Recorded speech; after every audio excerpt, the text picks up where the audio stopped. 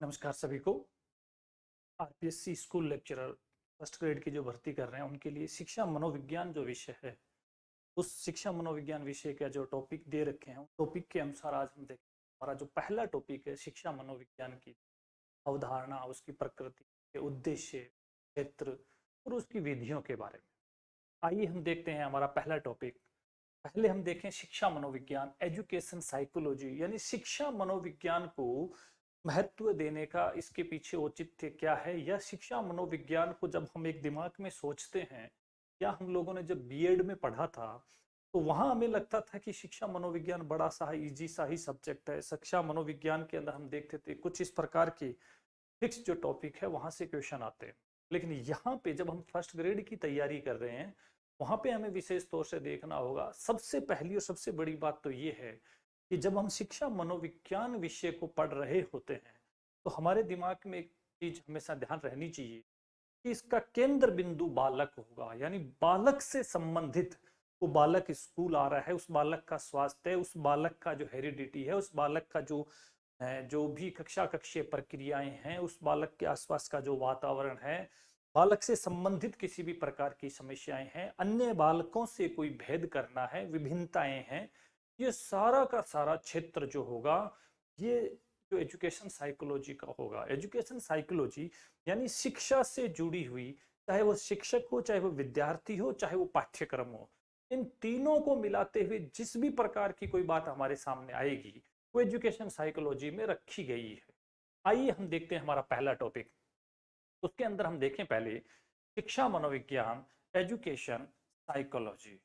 Education psychology के अंदर आप देखें इसकी कि शिक्षा मनोविज्ञान में शिक्षा जो शब्द है उसकी उत्पत्ति जो हुई है वो एजुकेटम से हुई है। एक प्रारंभिक भूमिका के रूप में यदि हम देखें तो यहाँ शिक्षा, जिसको हम एजुकेशन बोलते हैं या एजुकेशन बोलते हैं, इस एजुकेशन जो शब्द है जो अंग्रेजी का, इसकी जो उत्पत्ति हुई है वो एजुकेटम से हुई है। और एजुकेटम एक लैटिन भाषा का शब्द है। यहाँ पे विशेष तौर से ध्यान रखना, ये पूछा जाए तो शिक्षा शब्द की उत्पत्ति एजुकेटम से हुई है। और एजुकेटम अपने आप में एक लैटिन भाषा का शब्द है जिसका अर्थ होता है अंदर से बाहर निकालना, यानी बाहर से अंदर लेना नहीं। व्यक्ति के मन में जो चीजें होती है, जो उसके चीज अंदर होती है, उसको किस प्रकार से बाहर लाए, यानी अंतर्निहित उसकी जो क्षमताएं हैं उसको उभारना।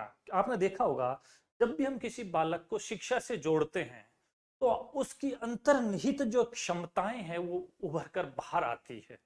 इसका मतलब अंदर से बाहर निकालना। इसी रूप में एजुकेयर, इसका मतलब है आगे बढ़ना। और एक दूसरा शब्द मिलता है एजुसियर, यानी विकसित करना। तो यहाँ शिक्षा शब्द की उत्पत्ति लैटिन भाषा के एजुकेटम से हुई है, जिसमें अंदर से बाहर निकालना इसको कहा जाता है। यानी बालक के अंदर जो अंतर्निहित क्षमताएं होती है वो शिक्षा से बाहर निकलकर आती है।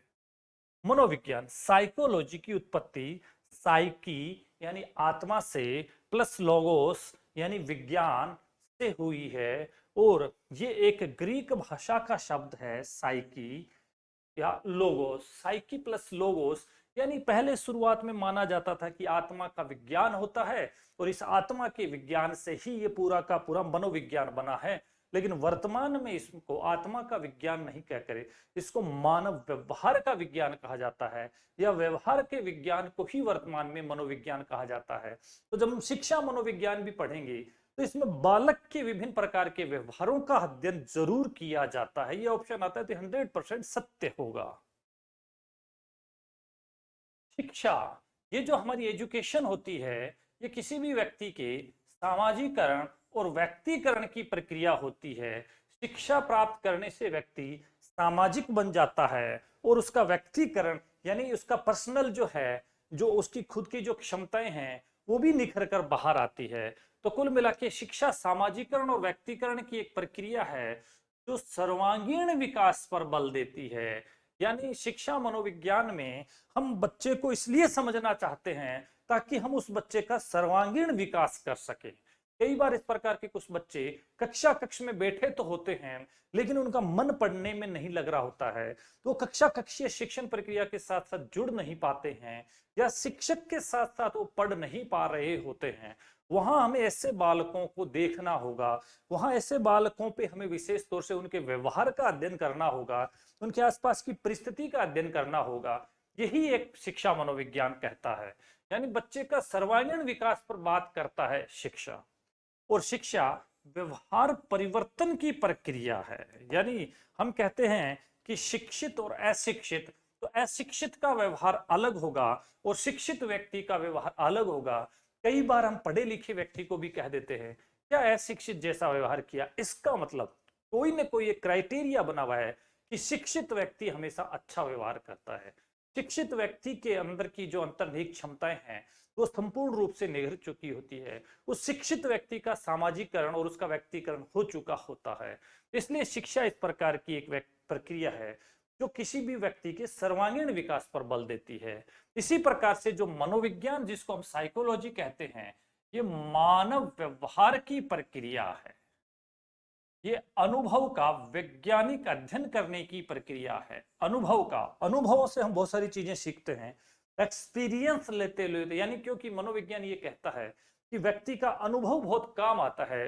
मनोविज्ञान में मानव संबंधों का अध्ययन है। मनोविज्ञान व्यवहार व मानसिक प्रक्रिया का वैज्ञानिक अध्ययन है। यानी व्यवहार का और उसकी मेंटल प्रोसेस का एक साइंटिफिक जो स्टडी है वो साइकोलॉजी कहलाती है। तो कुल मिला के मनोविज्ञान मानव व्यवहार का अध्ययन, अनुभव का अध्ययन, मानसिक प्रक्रियाओं का अध्ययन और मानव का दूसरे मानव के साथ संबंधों का अध्ययन मनोविज्ञान है।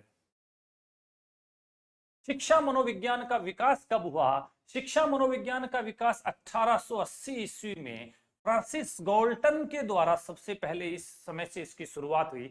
वेरी वेरी वेरी इंपॉर्टेंट, 100% ये आपसे पूछा जा सकता है कि शिक्षा मनोविज्ञान के विकास में योगदान देने वाले प्रारंभिक शिक्षा मनोवैज्ञानिक कौन थे? फ्रांसिस गाल्टन, जिन्होंने 1880 ईस्वी के पास शिक्षा मनोविज्ञान यानी मनोविज्ञान की अनेक जो धाराएं हैं उनमें से एक एजुकेशन साइकोलॉजी है। और इस एजुकेशन साइकोलॉजी का जो विकास है वो 1880 के आसपास होना शुरू हुआ और उसमें महत्वपूर्ण जो योगदान था वो फ्रांसिस गाल्टन का है। और ये क्वेश्चन ग्रेड सेकंड में पूछा जा चुका है। शिक्षा मनोविज्ञान के प्रारंभिक चरण में निम्न में से किसका सर्वप्रथम योगदान था? वो फ्रांसिस गाल्टन का था। शिक्षा मनोविज्ञान वह शाखा है जो शिक्षण अधिगम प्रक्रिया से संबंधित है। विशेष तौर से ये वर्ड ध्यान रखें, आपको 100% ऑप्शन में मिल सकता है। यानी टीचिंग लर्निंग जो प्रोसेस है उसी को शिक्षा मनोविज्ञान विशेष तौर से देखता है। शिक्षा मनोविज्ञान हमेशा आपकी कक्ष में जो टीचिंग और लर्निंग की प्रोसेस है, यानी शिक्षण और अधिगम, शिक्षक के द्वारा जो पढ़ाया जा रहा है और विद्यार्थी के द्वारा जो सीखा जा रहा है उसको देखने का एक नजरिया शिक्षा मनोविज्ञान है। यानी शिक्षण अधिगम प्रक्रिया से संबंधित है। शिक्षा मनोविज्ञान शिक्षण व अधिगम का विज्ञान है। यह 100% ऐसा का ऐसा क्वेश्चन आपसे पूछा जा सकता है। शिक्षा मनोविज्ञान का देखिए, शिक्षा मनोविज्ञान का जो विकास है वो 1880 ईस्वी से हुआ था और इसकी जो उत्पत्ति है वो मानी गई कि पूर्ण रूप से हमारे सामने ये 1900 ईस्वी में आया। और शिक्षा मनोविज्ञान की उत्पत्ति और शिक्षा मनोविज्ञान को एक महत्वपूर्ण एक सब्जेक्ट के रूप में या इसके पितामह के रूप में हम देखें तो यहाँ पे थॉर्नडाइक को कहा जाता है। शिक्षा मनोविज्ञान का निश्चित जो स्वरूप है, जहां पे शिक्षा मनोविज्ञान यानी हम शिक्षा मनोविज्ञान के विकास की बात करें तो 1880 में, इसकी उत्पत्ति की बात करें तो 1900 में, और इसके निश्चित स्वरूप की बात करें तो 1920 में। यानी 1880 में जिसका विकास हुआ, जिसकी उत्पत्ति हम मान रहे हैं कि एक स्वरूप के रूप में आया, वो 1900 ईस्वी में, लेकिन एक इसका फिक्स स्वरूप, निश्चित स्वरूप वो है वो 1920 में हमारे सामने आया। और 1920 में जब हमारे सामने आया तब यहाँ पे हर्बर्ट गाल्टन है। देखिए यहाँ पे ये हर्बर्ट गाल्टन था, जबकि इसके प्रारंभिक विकास में ये फ्रांसिस गाल्टन है। ये ध्यान रखें, दोनों के ऑप्शन में पूछा क्या है वो आपको बताना होगा। हर्बर्ट गाल्टन, थॉर्नडाइक, जिनको शिक्षा मनोविज्ञान का पितामह कहा जाता है, इन्होंने निश्चित स्वरूप दिया। टर्मन स्टैनले, इन्होंने भी योगदान दिया, तथा फ्राबेल, ये तो बहुत ही महत्वपूर्ण शिक्षाविद थे जिन्होंने शिक्षा में महत्वपूर्ण अपना योगदान दिया था। तो फ्राबेल ने, गाल्टन ने, थॉर्नडाइक ने और स्टैनले ने 1920 में शिक्षा मनोविज्ञान के स्वरूप को निश्चित करने में इनका योगदान। तो यहाँ क्वेश्चन है, शिक्षा मनोविज्ञान के निश्चित स्वरूप के लिए निम्न में से किसका योगदान नहीं था? तो जिनका था वो गाल्टन है, थॉर्नडाइक है, टर्मन स्टैनले है और फ्राबेल का है। कोलसैनिक ने कहा कि प्लेटो था उसने शिक्षा मनोविज्ञान की शुरुआत की है। यानी कोलसैनिक का यह मानना था कि प्लेटो ने शिक्षा मनोविज्ञान की शुरुआत की है, और स्किनर का यह मानना था कि अरस्तु ने शिक्षा मनोविज्ञान की शुरुआत की है। तो कोलसैनिक प्लेटो को मानता है और स्किनर अरस्तु को मानता है कि उन्होंने तो कहा, कोलसैनिक ने तो यह कहा कि ये उस समय से चल रहा है जब प्लेटो ने इसकी शुरुआत की थी, लेकिन स्किनर कहता है कि ये उस समय से चल रहा है जब इसकी शुरुआत अरस्तु ने की थी। तो कोलसैनिक प्लेटो को मानता है और स्किनर अरस्तु को मानता है। थॉर्नडाइक शिक्षा मनोविज्ञान का पितामह, वेरी वेरी वेरी इंपॉर्टेंट, ये एक बार पूछा भी है और दोबारा भी पूछा जा सकता है। शिक्षा मनोविज्ञान का पितामह कौन है? थॉर्नडाइक को शिक्षा मनोविज्ञान का पितामह माना जाता है, और थॉर्नडाइक को प्रथम शैक्षिक मनोवैज्ञानिक भी कहा जाता है। यह भी आपसे ऐसा कैसा पूछा जा सकता है। रूसो ने कहा कि शिक्षा में मनोवैज्ञानिक दृष्टिकोण या आंदोलन, रूसो जो था, इस रूसो ने शिक्षा में मनोवैज्ञानिक दृष्टिकोण या आंदोलन की शुरुआत की थी। एक मनोवैज्ञानिक दृष्टिकोण जो हर व्यक्ति का होना चाहिए, वो दृष्टिकोण रूसो की देन माना जाता है। आधुनिक शिक्षा मनोविज्ञान में थॉर्नडाइक व केटल का विशेष योगदान है। यदि क्वेश्चन आ जाए कि आधुनिक शिक्षा मनोविज्ञान किसकी देन है? थॉर्नडाइक की देन है। थॉर्नडाइक के साथ अगर किसी का नाम पूछा जाता है तो थॉर्नडाइक और केटल, इन दोनों ने आधुनिक जो शिक्षा मनोविज्ञान है उसके ऊपर महत्वपूर्ण अपना कार्य किया था। पेस्टालॉजी शिक्षा में मनोवैज्ञानिक नियम, यानी मनोविज्ञान के जो नियम है वह सिद्धांत, वह मानव विकास के नियम पर बल दिया। यानी कुल मिला के पेस्टालॉजी ने इस प्रकार के मनोवैज्ञानिक नियम या मानव विकास के जो नियम होते हैं उन पे बल दिया। यहाँ क्वेश्चन आ जाए कि शिक्षा में मनोवैज्ञानिक नियमों पर बल देने का काम किसने किया? पेस्टालॉजी ने किया। शिक्षा में मनोवैज्ञानिक नियम और सिद्धांत तैयार करना या मानव विकास के नियम बनाने पर बल किसने दिया था? पेस्टालॉजी ने दिया था। शिक्षा मनोविज्ञान शिक्षण अधिगम प्रक्रिया या सीखने व सिखाने की प्रक्रिया में सुधार की क्रिया या सुधार की प्रक्रिया को शिक्षा मनोविज्ञान कहा जाता है। यानी शिक्षण अधिगम प्रक्रिया या सीखने सिखाने की प्रक्रिया से संबंधित जो भी मनोविज्ञान है वो शिक्षा मनोविज्ञान है। यानी कक्षा कक्षीय जो प्रक्रिया है, बच्चा जहां पे बैठ के पढ़ रहा होता है, शिक्षक जहां पे बैठ के पढ़ा रहा होता है, पाठ्यक्रम उनके सामने होता है, जब एक दूसरे में ये इस प्रकार की अंतः क्रिया इंटरेक्शन करते हैं तो ये इसका पूरे के पूरे अध्ययन को शिक्षा मनोविज्ञान कहा जाता है। जॉन डीवी की पुस्तक का नाम था शिक्षा तथा समाज, एजुकेशन तथा सोसाइटी।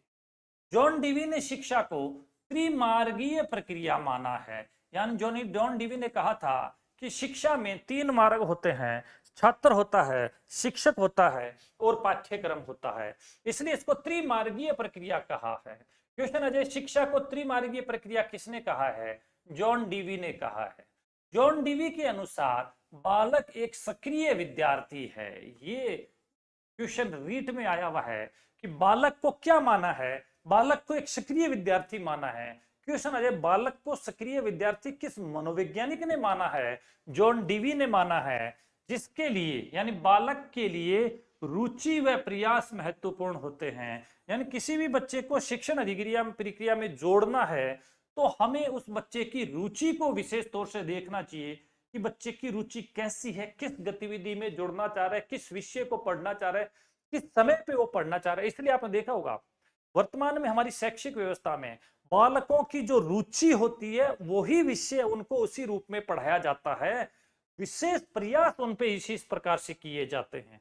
तो रुचि और प्रयास बच्चे के लिए महत्वपूर्ण हो जाता है। जॉन डीवी ने कहा कि जो शिक्षक होता है वो समाज में ईश्वर का प्रतिनिधि है, यानी शिक्षक को समाज में भगवान के द्वारा भेजा हुआ एक प्रतिनिधि माना गया है। जॉन डीवी ने कहा कि विद्यार्थी एक सक्रिय या बालक एक सक्रिय विद्यार्थी है और वहां पे जो शिक्षक होता है वो एक ईश्वर का प्रतिनिधि के रूप में होता है।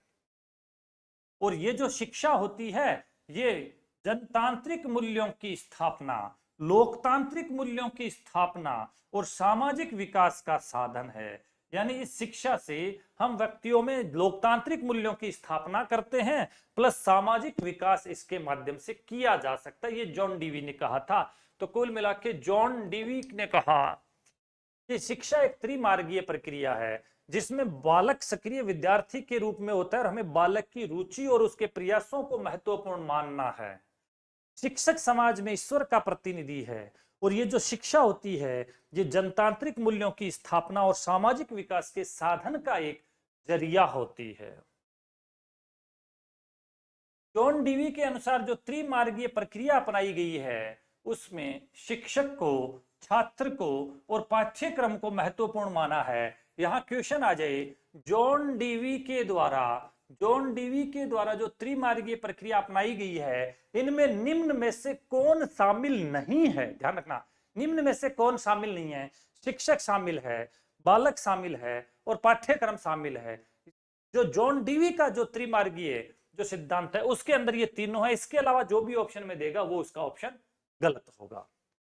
सभी बालक उत्तम व गुणवत्तापूर्ण शिक्षा प्राप्त करने लायक है। यानी जॉन डीवी ने कहा कि बिना किसी भेदभाव के प्रत्येक बच्चे को क्वालिटी वाली एजुकेशन देनी चाहिए। ये जॉन डीवी ने उस समय कहा था।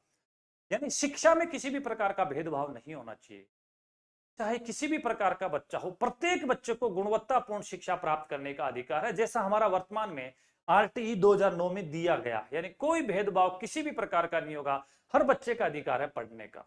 ये जॉन डीवी ने उस समय कहा था। और इन्होंने कहा कि शिक्षा में संपूर्णता पर बल दिया जाता है, यानी सर्वांगीणता पर बल दिया जाता है, सभी पक्षों पर बल दिया जाता है। बच्चे के जितने प्रकार के शारीरिक, मानसिक, भौतिक, क्रियात्मक जितने प्रकार के जो क्षेत्र हो सकते हैं बच्चे के, उन सभी पक्षों पर बल दिया जाता है। यानी शिक्षा सर्वांगीणता पर बल देती है, शिक्षा समग्रता पर बल देती है, शिक्षा बालक के सभी पक्षों को विकास पर बल देती है। जॉन डीवी के अनुसार जॉन डीवी प्रथम शिक्षाविद थे जिन्होंने प्रगतिशील शिक्षा तथा बाल केंद्रित शिक्षा की अवधारणा दी थी। ये बहुत अच्छा क्वेश्चन है, बन सकता है कि विश्व में सबसे पहले प्रगतिशील शिक्षा, प्रोग्रेसिव एजुकेशन, अच्छी एजुकेशन, क्वालिटी वाली एजुकेशन की अवधारणा किसने दी? जॉन डीवी ने। बाल केंद्रित, चाइल्ड सेंटर्ड पेडागोजी जिसकी बात करते हैं, या चाइल्ड सेंटर्ड जो पेडागोजी या एजुकेशन की बात करते हैं, इसकी बात भी जॉन डीवी ने की थी।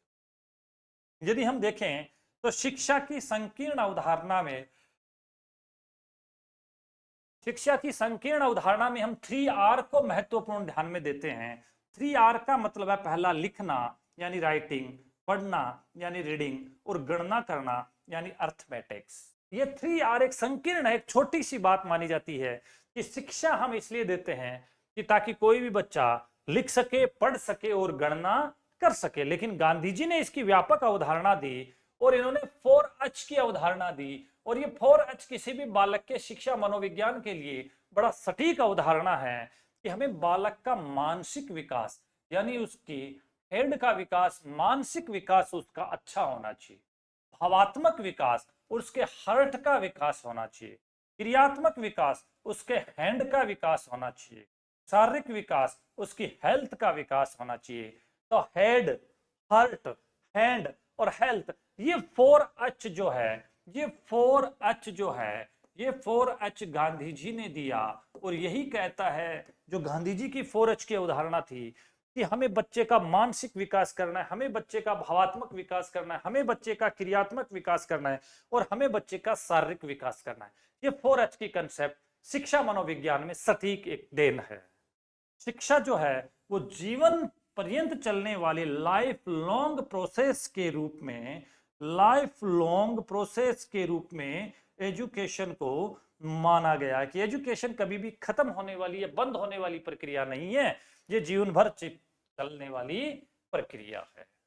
शिक्षा मनोविज्ञान की परिभाषाएं वेरी वेरी वेरी इंपॉर्टेंट। यहां से 100% एक कई बार आप देखेंगे पुराने क्वेश्चन हम जब, तो यहां से परिभाषाओं को पूछा गया है।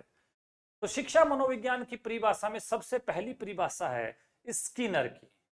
शिक्षा मनोविज्ञान में शिक्षा से संबंधित संपूर्ण व्यवहार व व्यक्तित्व आता है।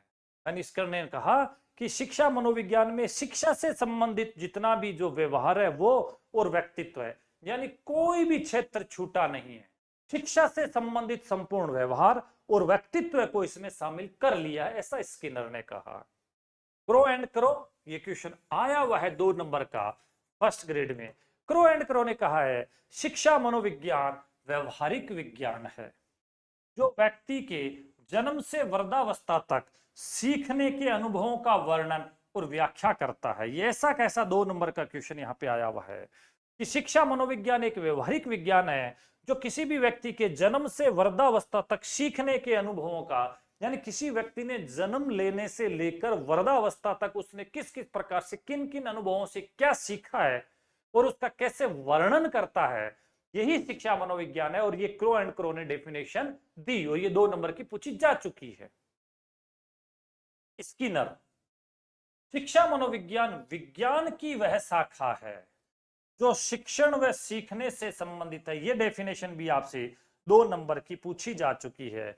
तो स्किनर ने कहा कि शिक्षा मनोविज्ञान तो एक विज्ञान की शाखा है जो शिक्षण और सीखने से संबंधित है, यानी कक्षा कक्षीय प्रक्रिया से संबंधित है। हमारी जो भी कक्षा कक्षीय जो प्रक्रिया है या शिक्षण अधिगम की जो प्रक्रिया है उससे संबंधित है। तो स्किनर कहता है कि शिक्षा मनोविज्ञान शिक्षण अधिगम प्रक्रिया जो टीचिंग लर्निंग की प्रोसेस है वही शिक्षा मनोविज्ञान है, ये स्किनर ने कहा है। पील ने, ये भी 2 नंबर का आपके आरपीएससी फर्स्ट ग्रेड में आया हुआ है, पील ने कहा शिक्षा मनोविज्ञान शिक्षा का विज्ञान है। कितनी सिंपल डेफिनेशन है, लेकिन आपसे 2 नंबर की ये पूछी जा चुकी है कि शिक्षा मनोविज्ञान शिक्षा का विज्ञान है। किसका विज्ञान है? शिक्षा का विज्ञान है। पील की डेफिनेशन आ चुकी है। ट्रो शिक्षा मनोविज्ञान शैक्षणिक परिस्थितियों तथा मनोवैज्ञानिक पक्षों का अध्ययन है। ये ट्रो महोदय की डेफिनेशन आपसे पूछी जा सकती है कि शिक्षा मनोविज्ञान शैक्षणिक जो भी परिस्थितियां हैं और मनोवैज्ञानिक पक्ष है उनका अध्ययन करने का काम शिक्षा मनोविज्ञान करता है। इस बार के लिए वेरी वेरी वेरी इंपॉर्टेंट लगा लीजिए कॉल सैनिक की डेफिनेशन। कॉल सैनिक महोदय ने जो डेफिनेशन दी है ये ग्रेड 2 के अंदर भी उनकी टीचिंग मेथड्स में हर बार लगभग कॉल सैनिक की डेफिनेशन पूछी जाती है। तो इस प्रकार शिक्षा मनोविज्ञान के रूप में कॉल सैनिक की जो डेफिनेशन है वो पूछी जा सकती है। शिक्षा मनोविज्ञान मनोविज्ञान के सिद्धांत व अनुसंधानों का शिक्षा में प्रयोग है।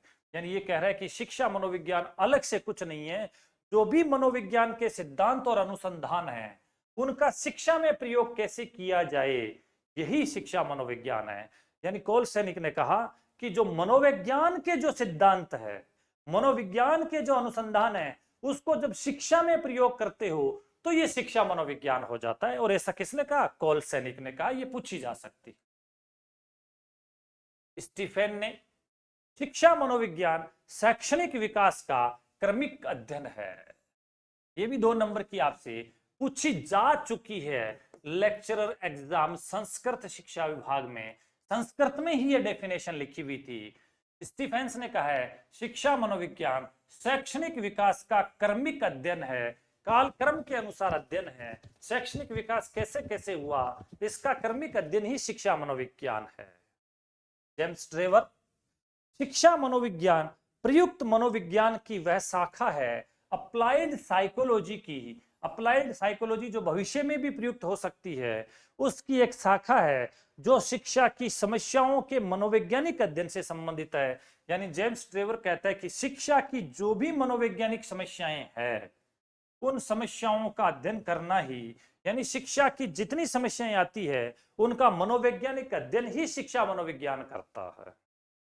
सारे व टेलफोर्ड के अनुसार शिक्षा मनोविज्ञान का संबंध सीखने से है। छोटी सी डेफिनेशन है, पूछी जा सकती है। जैसे पील की डेफिनेशन थी कि शिक्षा मनोविज्ञान शिक्षा का विज्ञान है, इसी प्रकार से सारेव और टेलफोर्ड के अनुसार शिक्षा मनोविज्ञान का संबंध सीखने से है, पूछी जा सकती है।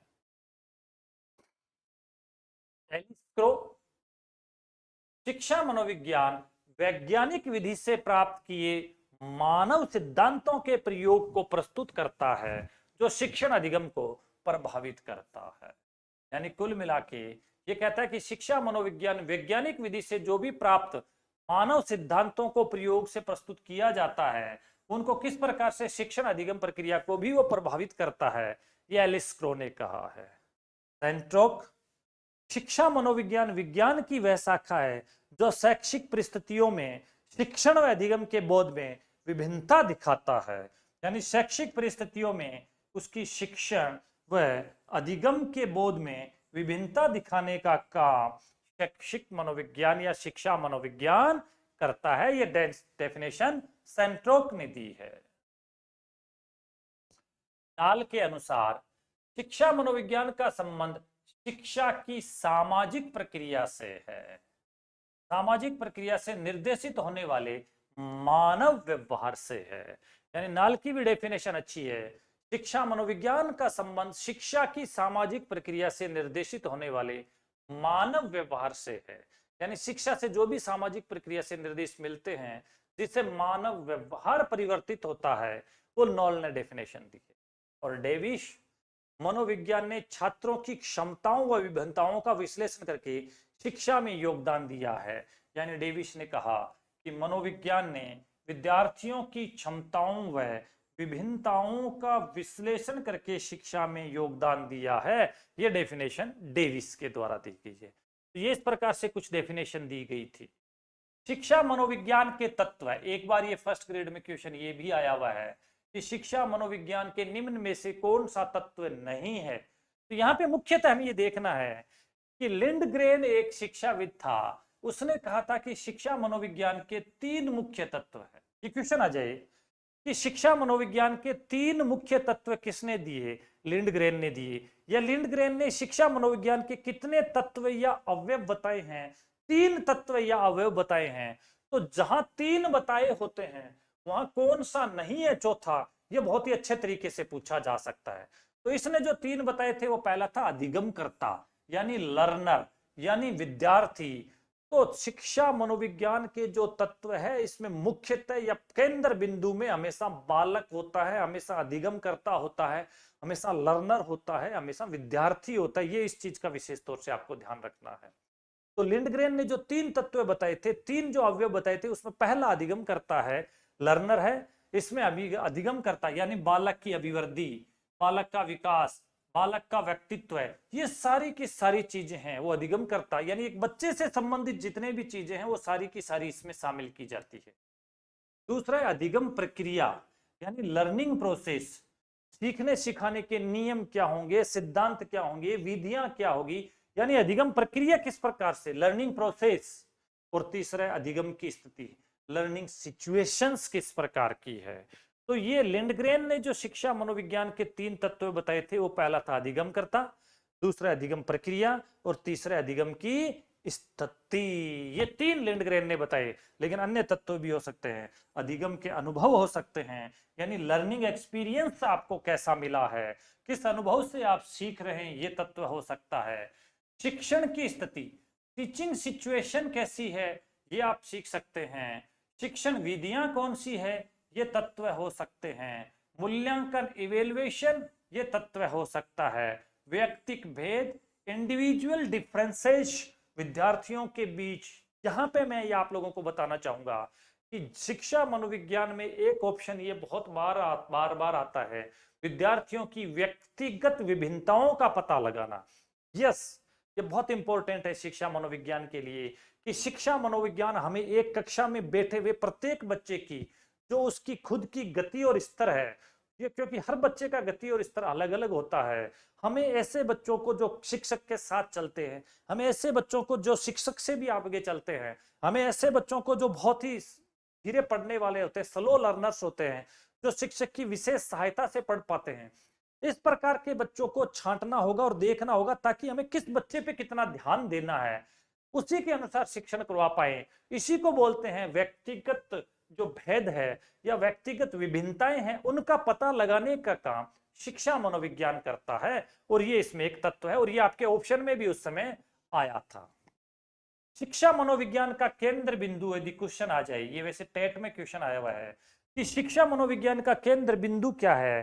शिक्षा मनोविज्ञान का केंद्र बिंदु हमेशा ही बालक होगा। शिक्षा तथा मनोविज्ञान का उभयनिष्ठ लक्ष्य है, यानी शिक्षा और मनोविज्ञान दोनों का लक्ष्य है बालक के व्यवहार का अध्ययन करना। किसका अध्ययन करना? बालक के व्यवहार का अध्ययन करना। और शिक्षा मनोविज्ञान के पितामह है, मैंने कहा था ये क्वेश्चन आया हुआ है, ये ऐसा का ऐसा था। शिक्षा मनोविज्ञान का पितामह किसे कहा जाता है?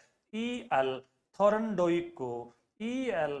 थॉरनडॉइक को शिक्षा मनोविज्ञान का पितामह कहा जाता है। ये क्वेश्चन आप लोगों से पूछा जा चुका है। वैसे ये तीनों ही क्वेश्चन आए हुए हैं, लेकिन ये अलग अलग समय में आए हुए हैं, ये दोबारा पूछे जा सकते हैं।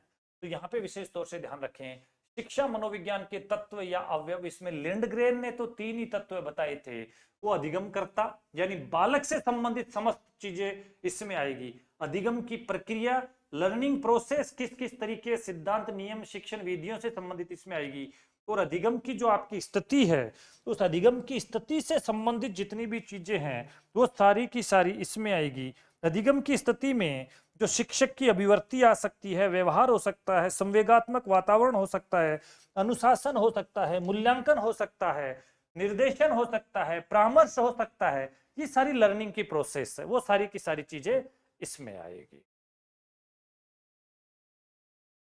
तो ये था हमारा टॉपिक में। अब देखिए शिक्षा मनोविज्ञान की प्रकृति, यहां से भी आपके यहां पहला चैप्टर, मैं सभी तैयारी करने वाले विद्यार्थियों से अनुरोध करूंगा, शिक्षा मनोविज्ञान के पहले चैप्टर में जो क्वेश्चन बन रहे हैं वो इसकी परिभाषाओं में से हैं, वो इसके अवयव में से हैं, वो इसकी प्रकृति इसमें से हैं, वो इसके क्षेत्र में से हैं और वो इसके उद्देश्यों में से हैं। आइए हम देखते हैं शिक्षा मनोविज्ञान की प्रकृति।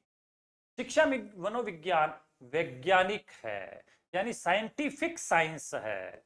और साइंटिफिक साइंस जब भी होता है, यानी वैज्ञानिक दृष्टिकोण जब भी होता है, तो यहाँ पे कार्य कारण संबंध पर ध्यान दिया जाता है। यह क्रमबद्ध होता है, व्यवस्थित होता है, संगठित अध्ययन है। एक बार आपके यही ऑप्शन आया था कि शिक्षा मनोविज्ञान की प्रकृति वैज्ञानिक होती है, लेकिन वैज्ञानिक होने के साथ साथ वैज्ञानिकता का निम्न में से कौन सा अवयव तत्व या कौन सा इसका जो है प्रकृति नहीं होती है, तो असंगठित नहीं होता है, यह संगठित अध्ययन होता है। कार्य कारण पर ध्यान दिया जाता है, क्रमबद्धता पर ध्यान दिया जाता है, व्यवस्थित होता है, संगठित अध्ययन है तथा इसके सार्वभौमिक तत्व है। विश्व के प्रत्येक देश में आप विज्ञान को कहीं भी अप्लाई करोगे, यूनिवर्स में हर जगह सेम एलिमेंट्स है, सेम रिजल्ट्स निकलेंगे। इसके निश्चित सिद्धांत होते हैं और भविष्यवाणी भी इसमें संभव है। 100% बहुत अच्छा क्वेश्चन। शिक्षा मनोविज्ञान की प्रकृति वैज्ञानिक है, निम्न में से कौन सा सही नहीं है? शिक्षा मनोविज्ञान की वैज्ञानिकता में कार्य कारण संबंध पर ध्यान दिया जाता है, क्रमबद्ध, व्यवस्थित और संगठितता पर ध्यान दिया जाता है। इसके तत्व सार्वभौमिक होते हैं, इसके सिद्धांत निश्चित होते हैं और इसमें भविष्यवाणी भी संभव है। इसलिए इसको क्या माना जाता है? शिक्षा मनोविज्ञान की प्रकृति को वैज्ञानिक माना जाता है। शिक्षा मनोविज्ञान सामाजिक विज्ञान है क्योंकि इसके नियम समाज पर भी लागू होते हैं। तो शिक्षा मनोविज्ञान वैज्ञानिक भी है और सामाजिक भी है। शिक्षा मनोविज्ञान व्यवहारिक विज्ञान है क्योंकि इसका केंद्र बिंदु व्यवहार होता है। आपने देखा होगा जब हम शिक्षा मनोविज्ञान को पढ़ रहे हैं तो बालक से संबंधित उसका व्यवहार, ये व्यवहारिक, इसीलिए इसको बिहेवियर साइंस कहा जाता है क्योंकि प्रत्येक जगह पे व्यवहार का अध्ययन ही अवश्य करता है। अनुप्रयुक्त विज्ञान है, अप्लाइड साइंस है, यानी इसको भावी जीवन में भी उपयोग आप ले सकते हैं। भविष्य में इसके जो है मनोविज्ञान को आप काम में ले सकते हैं, इसलिए इसको अप्लाइड साइंस कहा जाता है। विकासशील विज्ञान है, डेवलपिंग साइंस है क्योंकि ये नित नए परिवर्तन करता है, अनुसंधान करता है, अन्वेषण करता है, खोज करता है, नई नई चीजों को सामने लाता है। यह सकारात्मक विज्ञान है, पॉजिटिव साइंस है, जिसे मानव व्यवहार की व्याख्या करता है और वैज्ञानिक विधियों के प्रयोग पर बल देता है। यानी मानव के व्यवहार का अध्ययन करना और वैज्ञानिक विधियों पर बल देना, इसलिए सकारात्मक और वैधानिक विज्ञान इसको माना गया है। ये विशेष तौर से माना जाता है कि जब हम इसको सकारात्मक विज्ञान कहते हैं तो ये चाहिए की बजाय है पर विशेष तौर से ध्यान देता है। ऐसा होना चाहिए नहीं, ऐसा है, ये बहुत सकारात्मकता की बात है। तो चाहिए की बजाय है पर ध्यान देता है। प्रयोगात्मक विज्ञान है, प्रैक्टिकल साइंस है, प्रयोग के माध्यम से प्रत्येक चीज को समझता है। यह विशिष्ट विज्ञान है, स्पेसिफिक साइंस है, क्योंकि ये व्यवहार के तथ्य और सिद्धांतों का अध्ययन जिसमें सीखने और सिखाने को महत्व दिया जाता है। यानी स्पेसिफिक ये व्यवहार को देखता है, तथ्यों और सिद्धांतों का अध्ययन करता है और सीखने सिखाने की प्रक्रिया को ध्यान में रखता है।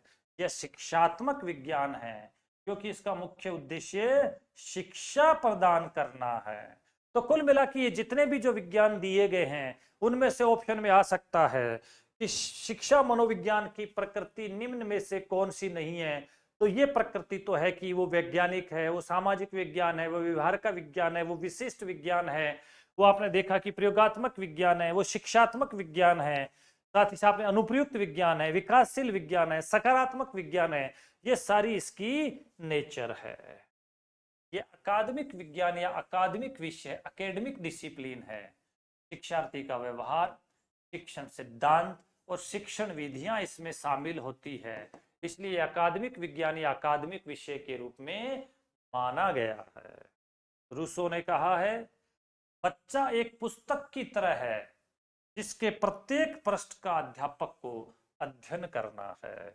यानी रूसो ने कहा कि बच्चा जो होता है वो एक किताब की तरह होता है और जिसके प्रत्येक पृष्ठ का अध्यापक को अध्ययन करना होता है। यानी बच्चे को एक किताब कहा है और उसके प्रत्येक पृष्ठ का अध्ययन करने का काम अध्यापक का है, ऐसा रूसो ने कहा है।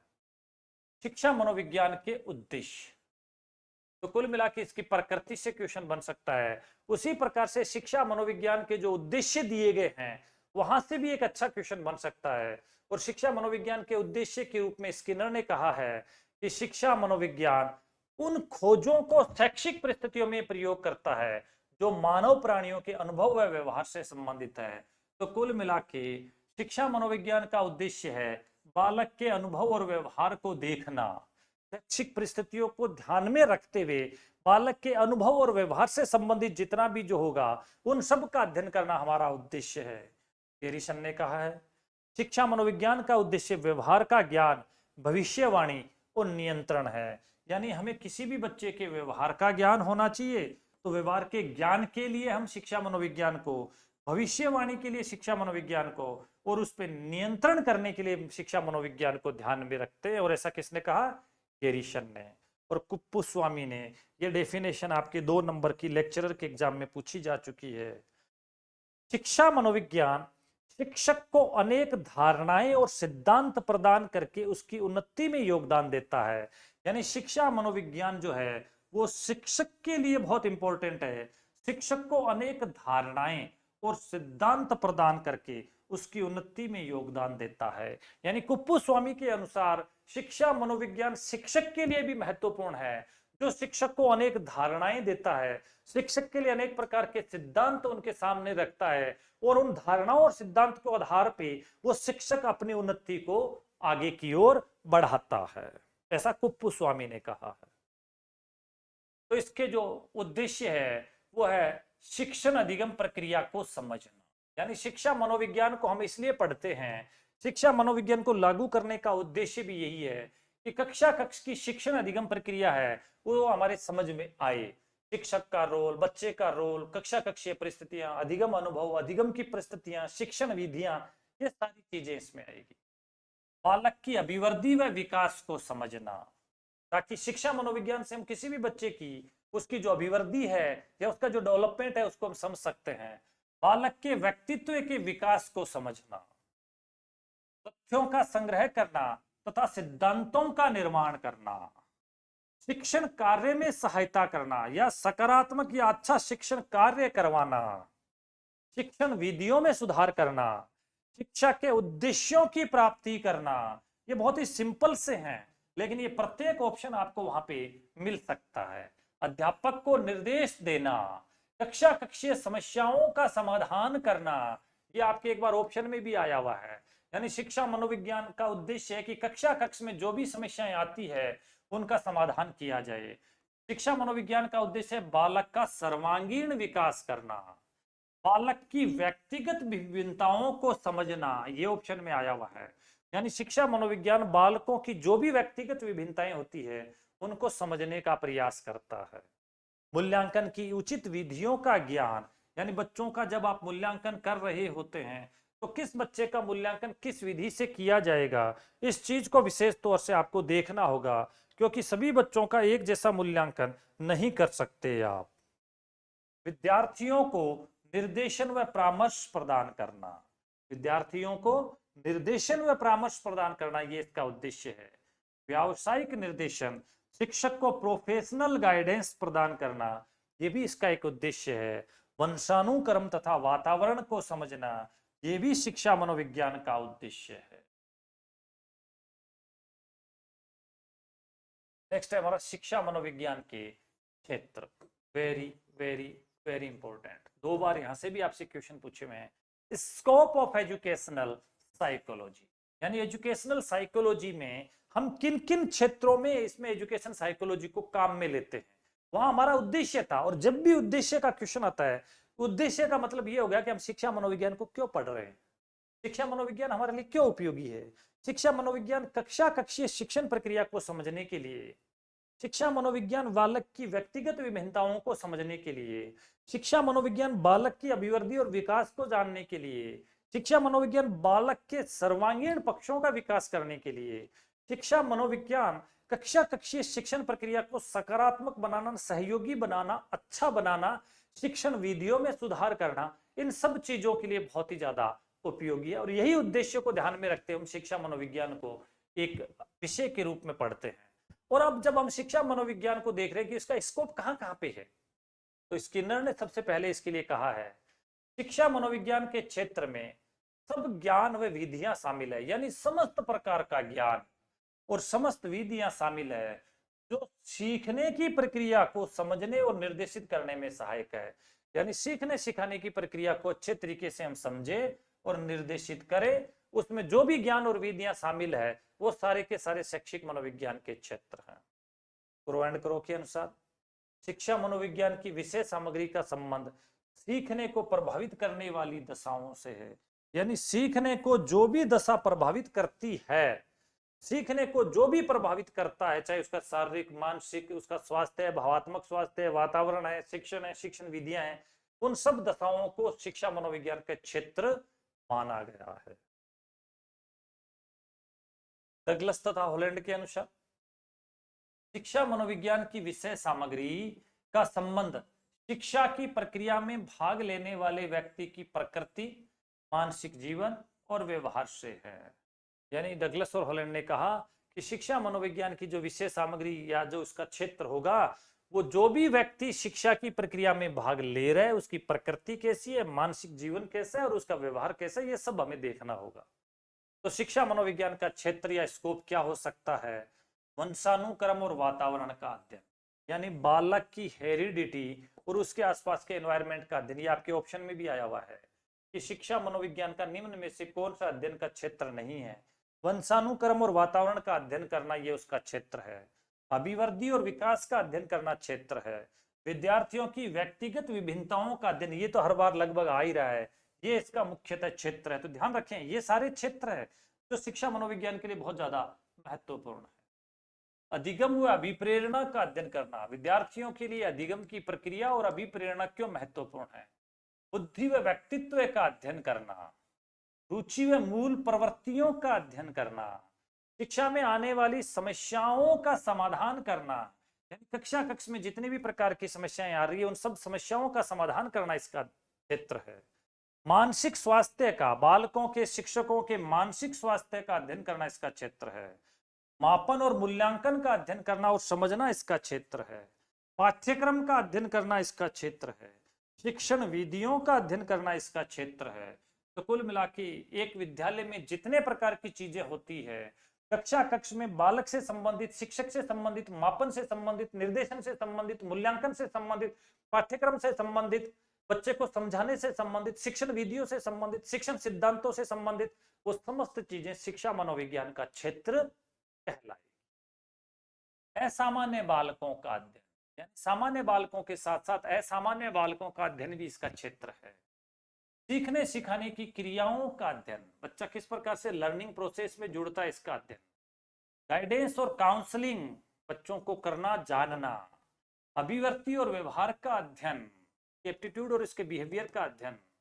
समूह गतिशीलता और समूह व्यवहार का अध्ययन, बच्चा समूह में कैसे आगे बढ़ता है, समूह में कैसे चलता है, समूह में कैसे सीखता है, और बच्चा समूह के साथ कैसा व्यवहार करता है।